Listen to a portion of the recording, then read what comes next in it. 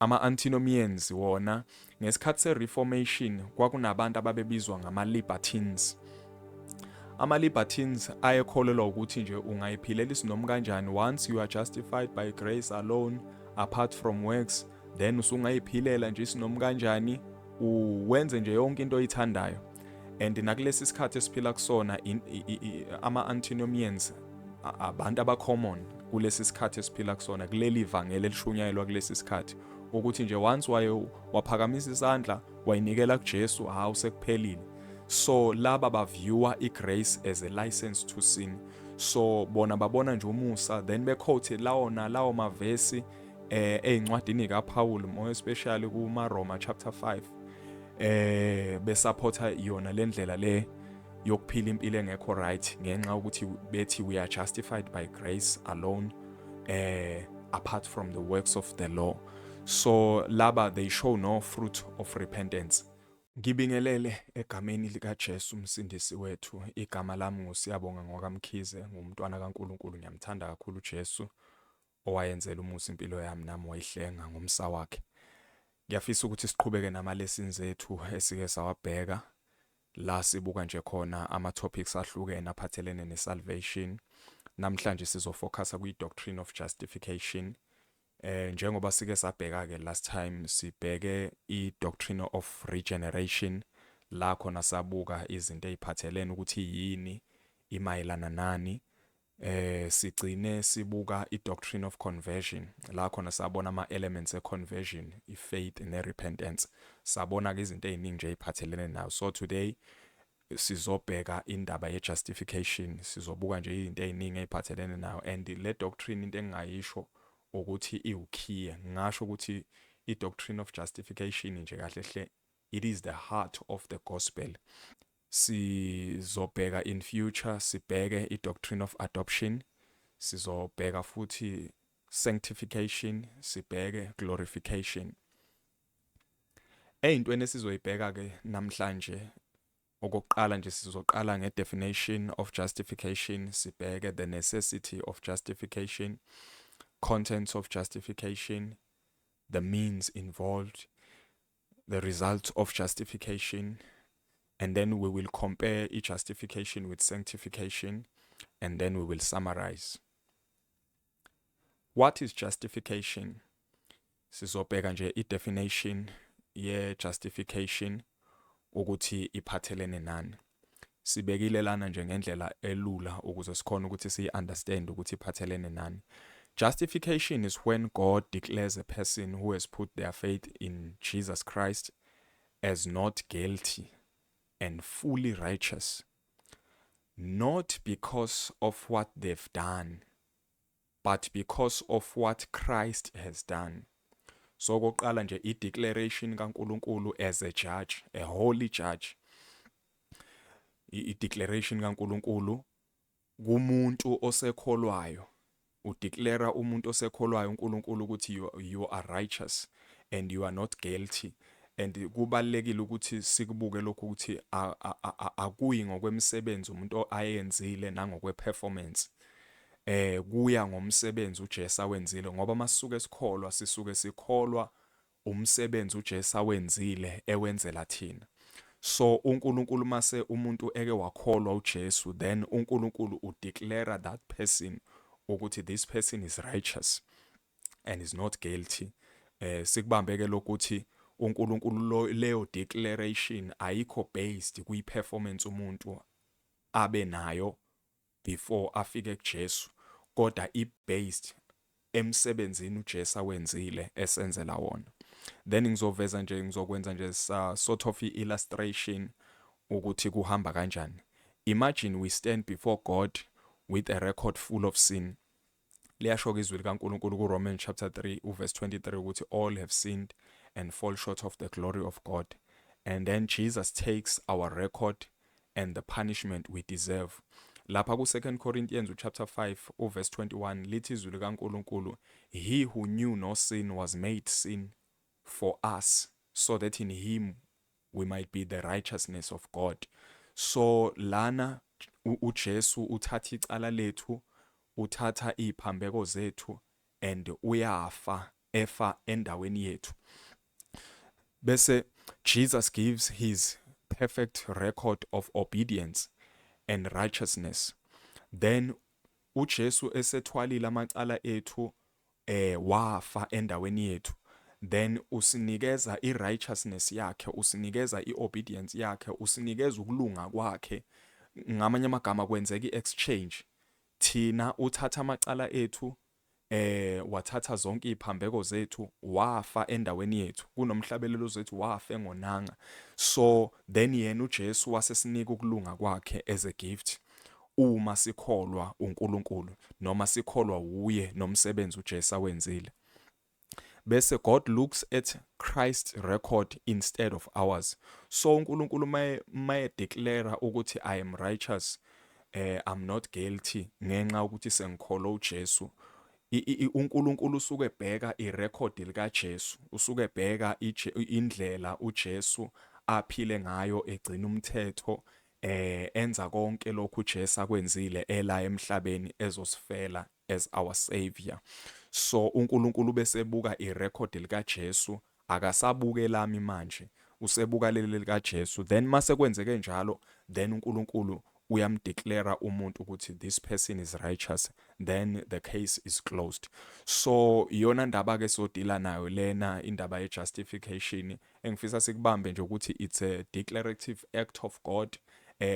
Okubalekile okunye ukuthi akuyona iprocess ukuthi uNkulunkulu umdeclare umuntu after sekuphela isikhathi esingaka ekholiwe. I-declaration le eyenzeka the moment umuntu ekholwa uJesu, then uNkulunkulu uyamdeclare ukuthi that person is righteous. And okubalekile, it's not based on what we have done, but it is based on what Jesus Christ has done for us. Then sizobuka the necessity of justification. While ngisaphendula le ndaba leyo ukuthi kubaleke ngani ukuthi silungisiswe, yini kube into ebifanele ukuthi uNkulunkulu ayenze. At the same time ngizobe ngiphendula le question okungenzeka ukuthi ube nayo or omunye umuntu akubuze ukuthi why uNkulunkulu engavelanga wasixolela nje wathi nje ngiyanixolela ngaphandle kokuthi athumele uJesu ukuthi ezofa endaweni yethu. So as ngiphendula le question le, sizobona ukuthi why uNkulunkulu kwakufanele ukuthi azathumela uJesu ukuthi ezofa endaweni yethu ukuze akwazi uNkulunkulu ukusideclare ukuthi we are righteous. So sizobheka nje le doctrine ngokusizwa inkosi egameni lika Jesu. So mangithi God la, I'm referring to the whole Trinity. So uNkulunkulu desired to save humanity because of his deep love. So uNkulunkulu ngenxa yothando analo ubefuna ukuthi asindise umuntu. Now uthando is one of ama attributes kaNkulunkulu. Ngiwamentionile nje la, akhona namanye kodwa la ngimentionela la esizobe sikhulumela phekwawo okuphathelene nawo indaba le justification esikhuluma ngayo namhlanje. So one of ama attributes kaNkulunkulu, we know ukuthi God is loving, God is merciful and gracious. He is also holy, he is also righteous, and he is also just. So uNkulunkulu ezosideclare ukuthi we are righteous, kube ne-tension ebe khona kuNkulunkulu nama attributes akhe. As much as uNkulunkulu ubethanda ukuthi asixolele ngenxa yomusa wakhe, ngenxa yothando lwakhe, ngenxa yobubele bakhe, but his justice and holiness demanded that sin be punished. So that is why uNkulunkulu masifunda lapha ku Proverbs chapter 17 verse 15 ukhuluma ngendaba ukuthi umuntu kuyi-abomination ukuthi kuhlulelwe umuntu olungile, kukhululwe umuntu ongalungile. So lapho kuyasivezela i-character kaNkulunkulu ukuthi uNkulunkulu in his nature, as much as ebesithanda, bekungakwazi ukuthi avele ethi nje ngiyanixolela ngaphandle kokuthi apunish isono. So his justice demanded ukuthi isono sipunishwe. So kuyo yonke ke le dilemma le uNkulunkulu into ayenzile as a solution wathumela uJesu. So uNkulunkulu mayethumela uJesu ubezoziprotecta inature yakhe, ubezoprotecta ukulunga kwakhe, ukuthi as much as esithanda as one of his attributes, and he is love, uNkulunkulu. So as much as ebesithanda enobubele ngathi ukuthi asihlangule, bekungakwazi ukuthi avele nje athi nje hayi ngiyanixolela ngaphandle kokuthi isono asiphanishe leso umuntu abesenzile. So to solve this problem, uNkulunkulu wanikela ngoJesu ukuthi aze emhlabeni ezothatha ipunishment yethu. So number 1, Jesus lived a perfect and sinless life under the law. uJesu wagcina umthetho obekuyinto ebesingeke sikwazi ukuyenza. That is why uPaul edame emphasize indaba yokuthi we are saved by faith in Christ apart from the works of the law. Ngenxa ukuthi wonke umuntu ophila kulomhlaba sine nature yesono. As a result, because of that nature, asikwazi ukuthi sigcine umthetho. So the only person ogcine umthetho uJesu. So lokho ke uJesu akwenzile ube sekwenzela thina. Now uJesu, he lived a perfect life, a sinless life, and then our sins were placed on him. Ngamanye amagama izono zethu zabalelwa kuye. And also uJesu died as a substitute. La bekufanele ukuthi thina siyafa khona kwafa yena. Ngamanye amagama sesibona manje le punishment edemandwa ijustice kaNkulunkulu ukuthi mayenzeke. So uJesu, he died as a substitute, and then his righteousness is counted to us, or is credited to us uma sesikholwa uJesu. Kunevesi lapha ku Romans chapter 3 uverse 26 elikhuluma ngoNkulunkulu ukuthi so that God might be both just and the justifier of those who have faith in Christ. So lelo verse liyasivezela ukuthi kuyo yonke le process, the plan of salvation uNkulunkulu abenayo, ubezolungisa le tension, ngikubiza ngokwe tension la ebikhona between ama attributes akhe as God. Njengoba sesishilo ukuthi as much as uNkulunkulu besithanda ukuthi angasindisa, bekungekho lula nje ukuthi avele sisindise ngaphandle kokuthi asiphanishe isono. So isona sizathu ke leso ebesenza ukuthi kubaleke ukuthi uNkulunkulu asideclare ukuthi we are righteous ngokomsebenzi uJesu awenzile. So ngicabanga ukuthi isikhona ke understanding manje ukuthi why bekufanele ukuthi sidlule kule indaba ye justification. So manje sizobheka the contents of justification. Eyintweni esizoyibheka, sizobheka nje ukuthi number 1, the forgiveness of sin and the removal of its guilt and punishment. Lokho siyakuthola kwamanye amavesi, for example la ku Acts chapter 13 verse 38 and 39. Number 2, the imputation of Christ's righteousness. Lokho siyakubona lapha ku Romans chapter 3 verse 22. Nali leli gama elikhulu imputation. Leli gama leli ngifisa ukuthi sifocus kulona ngoba manje ilona eliwukhiye kule ndaba ye doctrine of justification. What is imputation? Imputation is the act of God by which God credits, transfers, or counts the righteousness of Christ to the believer's account, and the believer's sin to Christ. Angiphinde le ndaba. It is the act by which God credits, transfers, or counts the righteousness of Christ to the believer's account, and the believer's sin to Christ. Yonke le ndaba ye justification i-based kwindaba ye imputation. That is why in future sizoyibheka i-doctrine of imputation as a standalone, sibuka nje yona ngoba iwukhiye kule ndaba ye justification, ukuthi uNkulunkulu ubalela kithi ukulunga kaKristu. So eBhayibhelini sibona inhlobo ezintathu ze imputation. Number 1, Adam's sin was imputed to us. Masifunda lapha ku Romans chapter 5 verse 12 kuya ku 21 lapha uPaul usuke veza i-imputation yesono esenziwa uAdam kuwo wonke umuntu ngenxa ukuthi uAdam kuye kwakukhona bonke abantu okhalweni lakhe kwakukhona bonke abantu abakhona abaphila njengamanje kangangokuthi sizalelwa kusisono. In fact isono into ekuthina ngoba into esizalelwa kuyona ngenxa yesono uAdam awela kusona. So i-imputation yokuqala, and kule imputation kaAdam thina yikho into esitransfera kuAdam, thina nje sa receive something from uAdam, akukho yena kuthola kuthina. Bese kuthi number 2, our sins were imputed to Christ on the cross. Then kuthanda ukwehluka ke mase kuza kuKristu ngoba kwenzeka lento abayibiza nge-double imputation la khona uJesu izono zethu zibalelwa kuye, bese kuthi number 3 ukulunga kaJesu kubalelwe kuthina. That is why bakubiza nge-double imputation le ndaba kaKristu, ukulunga kwakhe sekubalelwa kithi nathi iphambeko nezono zethu uma ibalelwa kuye. So nje in short indaba ye-imputation iyona ewukhiye kule doctrine of justification njengoba sishilo kwi-definition ukuthi uma uNkulunkulu edeclare umuntu osekholwayo ukuthi you are righteous usuke ngabhesi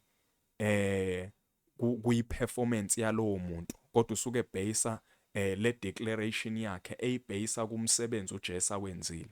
So imputation is key kule doctrine of justification. Now sizobheka ukuthi how is justification received.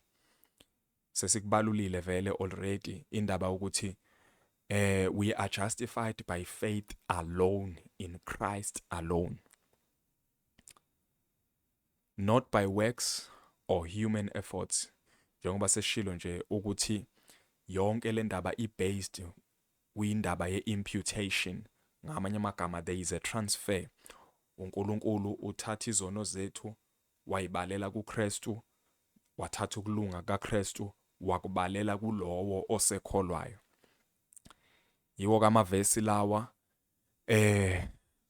ongawabheka nokumele uwabheke ukuze afakazele yona le ndaba le. For example lapha kumaGalatia chapter 2 uverse 16 wakhona uPaul in fact mayibhala le ncwadi yamaGalatians usuke responda kuyinkinga ayitholile ukuthi kunamaJews asuke eJerusalem aye eGalatia athi umuntu akakwazi ukuthi engakholwa ngokupheleleyo ngaphandle kokuthi agcine umthetho. More especially into ababeyiqinisa kakhulu lapha ngalesi sikhathi ile ndaba ye-circumcision, bethi awukwazi ukuthi uNkulunkulu engakulungisisa ungawugcina umthetho. So uPaul ke la uresponda kuleyo ndaba leyo yokuthi we are justified by faith alone apart from the works of the law. So nalana kuRomans chapter 3 uverse 26 no chapter 4 verse 5 usakhuluma yona indaba efanayo ukuthi we are justified by faith alone apart from works. The means involved in justification. Number 1, it is by God. Lokho sikuthola lapha kuRomans chapter 8 uverse 33 la kufundeka khona kanje. Who shall bring any charge against God's elect? It is God who justifies. Number 2, it is by grace. Sithola lapha kuRomans chapter 3 uverse 24 na kuTitus chapter 3 uverse 7. Kodwa sizoquota uTitus chapter 3 verse 7 la kufundeka khona kanje. So that being justified by his grace we might become heirs according to the hope of eternal life. So that being justified by his grace we might become heirs according to the hope of eternal life. Thirdly, we are justified by blood. Romans chapter 5 verse 9. Since therefore we have now been justified by his blood, much more shall we be saved by him from the wrath of God. Lastly, by resurrection, who was delivered up for our trespasses and raised for our justification. So these are the means involved in justification. Now we will look at the results of justification. Number 1, we have peace with God. Sikuthola lokho ku Romans chapter 5 verse 1.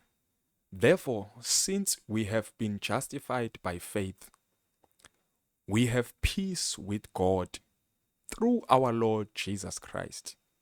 Secondly, we have access to God or access to grace. Romans chapter 5 verse 2. Through him we have also obtained access by faith into his grace in which we stand. Number 3, freedom from condemnation. Ngoba opposite ye justification, it's condemnation.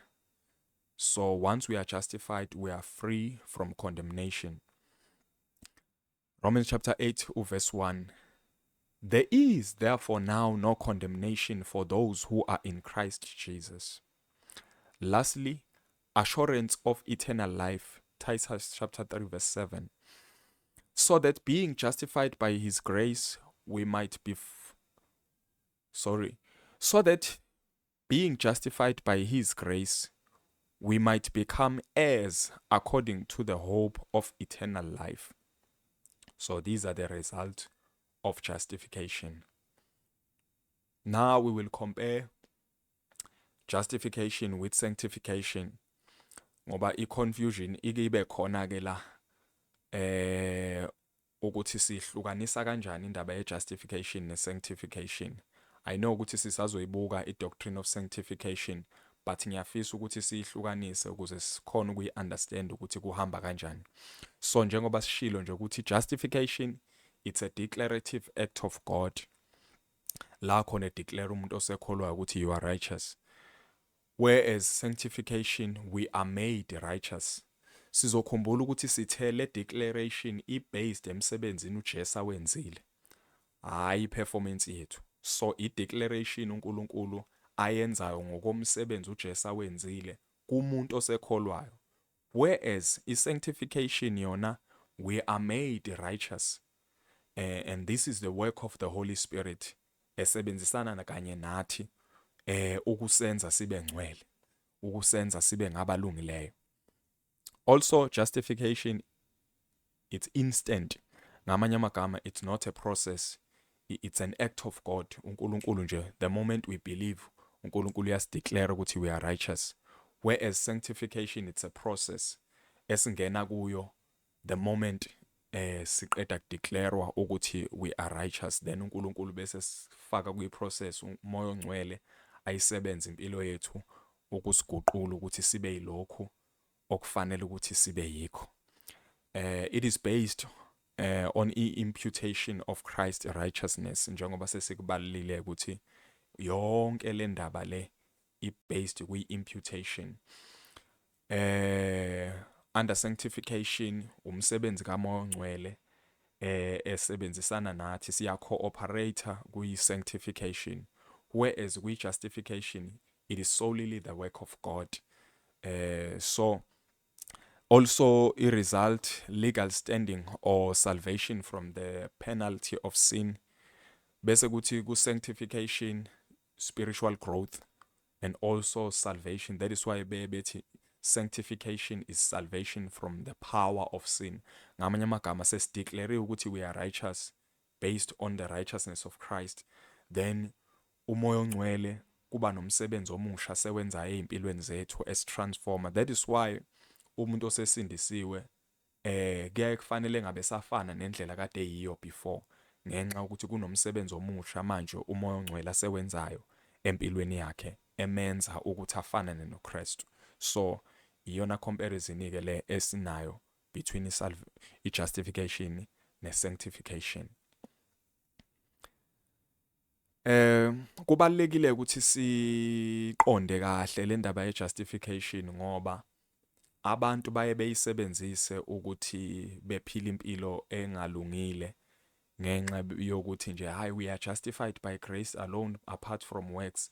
Then abantu besebenzise leyo nto ke leyo ukuthi abantu bethi hayi no ngisindisiwe kodwa ngingaphila nje sinomi kanjani. So sizobheka yona ke leyo ndaba njengamanje ukuthi kunobungozi uma kubekwa bakhona i-misunderstanding ekhona. So kuney'nkinga eziwu-2 ey'khona uma umuntu engayi-understandanga kahle le doctrine of justification. Number 1, antinomianism. Usho ukuthini lo antinomianism? Kahle hle amagama awu-2 la ahlanganisiwe, u-anti meaning against, bese kuhlanganiswe ne-Greek word nomos, nomos meaning law. So kuhlanganiswe u-anti no-nomos, ngamanye amagama against law.